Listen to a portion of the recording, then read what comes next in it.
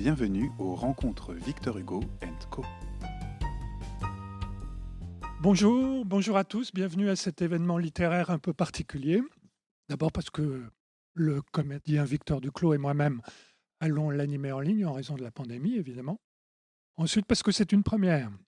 C'est la première des manifestations que les rencontres Victor Hugo Co comptent organiser tout au long de l'année. Ça sera autour d'un écrivain à chaque fois différent et en public cette fois, nous l'espérons. Puis il y aura le point d'orgue, sans doute mi-septembre, que sont les traditionnelles rencontres littéraires de 2 jours, chaque fois autour d'un thème. Et cette année, le thème sera la ville dans le roman dans les villes. Cela devait être le sujet des rencontres 2019 qui ont été annulées pour les raisons que vous savez. Enfin, le rendez-vous de ce jour est particulier parce que l'invité d'honneur n'est pas un romancier, mais un archipel, l'archipel de la Manche. C'est-à-dire Chausey, les îles anglo-normandes, toutes ces îles qui sont sous nos fenêtres ou presque et qui sont notre jardin. Ces îles sont visibles à l'œil nu pour certaines, tapies à l'horizon ou invisibles au large pour d'autres. Elles sont en tout cas toutes des territoires de romans, des territoires d'évasion, de rêve. Et quand la mer est trop mauvaise pour s'y rendre ou le temps trop froid, il nous reste la littérature. Eh bien, c'est ce qui nous réunit aujourd'hui.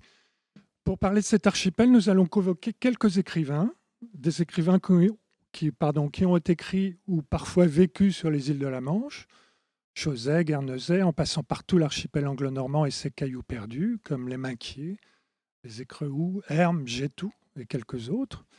Je vais présenter maintenant chacun de ces écrivains et son rapport aux îles. Victor lira un extrait correspondant. Nous évoquerons des auteurs classiques, mais aussi des contemporains. Il ne s'agira en rien d'une recensation exhaustive, mais d'un choix qui sera purement subjectif. Guernesey. Le plus beau livre qui ait jamais été écrit sur Guernesey, c'est Sarnia, à mon sens. Sarnia, c'est un roman de J.B. Edwards, qui est un Anglais, né à Guernesey en 1899, mort en Angleterre en 1976. C'est un écrivain qui est l'auteur d'un seul livre, ce fameux roman qui s'appelle Sarnia, donc, qui a été publié en 1981 en Angleterre, 5 ans après la mort de l'auteur, et qui a été publié en France par l'éditeur Maurice Nadeau quelques années plus tard. Sarnia, c'est une vaste autobiographie fictionnelle de plus de 600 pages qui raconte les aventures d'un certain Ebenezer Le Page, habitant de l'île, qui note ses souvenirs, ses réflexions en regardant vivre et changer son île de la fin du 19e siècle jusqu'au début des années 1960. Il raconte sa vie modeste, il raconte ses histoires anecdotiques souvent, mais tout ça d'une façon incroyablement vivante. Son livre, Sarnia, a été salué par le prix Nobel de littérature William Golding comme étant une œuvre de génie. Et l'éditeur Maurice Nadeau, qui a fait découvrir ce livre en France, parlait, ouvrez les guillemets, d'un subtil, complexe et magique composé d'espace, de temps, de souffrance et de joie humaine, qui se tient ainsi entre ciel et terre pour une éternité de lecture. En voici 2 extraits. Il faisait un temps merveilleux cet été-là, je me rappelle. Et je trouvais qu'il fallait être fou pour faire la guerre. Aujourd'hui, je sais que j'aurais dû me douter qu'il y avait quelque chose dans l'air, car des tas de grosses légumes avaient rappliqué le mois précédent et avaient prononcé des discours sur l'entente cordiale. Et Saint Peter Port était décoré en rouge, blanc et bleu. En réalité, on avait donné comme prétexte de leur venue l'inauguration de la statue de Victor Hugo. Victor Hugo était un Français célèbre qui avait vécu dans une grande maison à Hauteville, mais c'était avant mon temps. Il écrivait des histoires et des livres de poésie en français. Je n'en ai lu aucun. Dans le temps, je voyais ces livres en vente dans la vitrine de Boots, en haut de Smith Street, mais il n'y en a plus nulle part maintenant.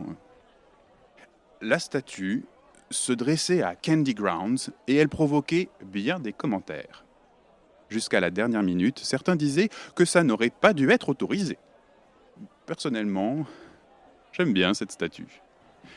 Il est debout en haut d'un rocher avec la queue de sa redingote qui volette dans le vent et il paraît presque vivant. L'ennui, c'est qu'au sommet des jardins, il y avait une statue de la reine Victoria et tout ce qu'elle pouvait voir de Victor Hugo, c'était son derrière. Il semble qu'il ait dit des choses extrêmement mal élevées sur elle de son vivant et on pensait que les Français l'avaient fait exprès pour asticoter les Anglais. En tout cas, toute cette agitation se calma après qu'on eut beaucoup écrit pour et contre et la statue resta où elle était. Sinon, il y aurait peut-être eu une guerre entre la France et l'Angleterre. Tout va bien maintenant. Parce qu'ils ont bâti un pavillon entre la reine et le vieux Victor, et elle ne sera plus obligée de regarder son derrière pour le restant de ses jours. Je n'aimais pas les Français. Je crois que la majorité des gens de Guernesey partageaient ce sentiment. Je les trouvais sales. Ce qui est sûr, c'est que personne n'aurait pu dire que Fountain Street, Rosemary Steps et tout ce quartier où la majorité des gens sont français était une partie propre de la ville. J'aimais la Marseillaise. C'est le seul hymne national que j'ai aimé entendre pendant la guerre. Il vous donnait envie d'aller vous battre. God Save the King était une vraie marche funèbre. En tout cas, pendant la fête de Victor Hugo, j'ai lié amitié avec un jeune Français et ensuite, j'ai trouvé que les Français n'étaient pas si mal que ça, après tout. Je regardais la statue dévoilée, et le jeune Français était juste à côté de moi, et il m'a demandé en anglais, mais à son accent, j'ai bien reconnu un Français, ce que j'en pensais. Je lui ai répondu que je la trouvais très bien, mais que je n'y connaissais pas grand-chose. Il a dit qu'elle était très bien, en effet. Le vieux serait content de se voir là-haut en train de regarder la mer, a-t-il agité. Il m'a dit qu'il s'appelait Marcel Duhaut et qu'il était professeur de français à l'école secondaire. J'ai passé la soirée de la fête avec lui. Après ça, je suis sorti avec lui le jeudi soir pendant plusieurs semaines. Un jour, on était assis dans Candy Grounds à écouter l'orchestre. On était installés sous les arbres et il portait un élégant veston tout neuf. Un oiseau, dans les branches au-dessus, qui n'arrivait pas à dormir à cause de la musique, je suppose, lui a lâché une fiente sur l'épaule. Si j'avais porté une belle veste toute neuve et qu'un oiseau m'ait fait ça, j'aurais été dans tous mes états. Lui, pas du tout. Il s'est contenté de remarquer « Dieu merci, les vaches ne volent pas ». Je n'ai jamais oublié ça. Je ne l'ai revu qu'une fois ou deux après ça. Dès le début de la guerre, il a été rappelé en France. Il avait déjà fait son service militaire et il a été directement envoyé au front. Il a été tué la même année. Ce n'était vraiment pas juste. Un gars capable de vous sortir une plaisanterie pareille n'aurait jamais dû être tué.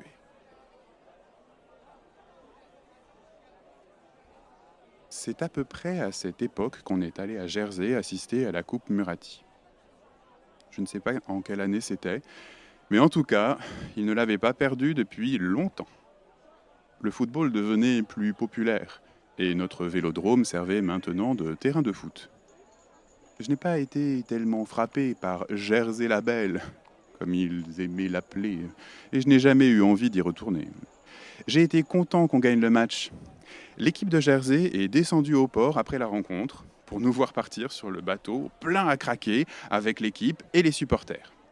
Jack Prio, le capitaine de notre équipe, se tenait à l'avant sur le pont et brandissait la coupe au-dessus de sa tête. C'est vrai qu'il avait pas mal bu et qu'il la ramenait peut-être un peu trop. Un des petits malins de Jersey a crié « Bourrique de Guernesey !» Les autres se sont mis à rire et on a fait chorus. Mais là-dessus, toute cette bande de pecnos s'est mise à vociférer « Bourrique de Guernesey ! Bourrique de Guernesey !» Nos gars n'allaient pas supporter ça. Ils ont commencé à crier « Crapaud ! Crapaud ! Crapaud de Jersey !» Il y aurait sûrement eu des bagarres si on avait pu redescendre à terre, mais la passerelle était levée. Le bateau est donc sorti du port, et tous ceux de Jersey sur le quai en train de hurler « Bourrique de Guernesey, bourrique de Guernesey !» et nous tous en train de vociférer « Crapaud, crapaud, crapaud de Jersey !» tandis que Jack agitait sa coupe.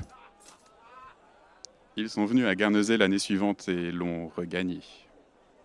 Je suis bien content de ne pas être de Jersey. Je préférerais encore être nègre que jersier. Un nègre, c'est un nègre. Mais un jersier, c'est un jersier.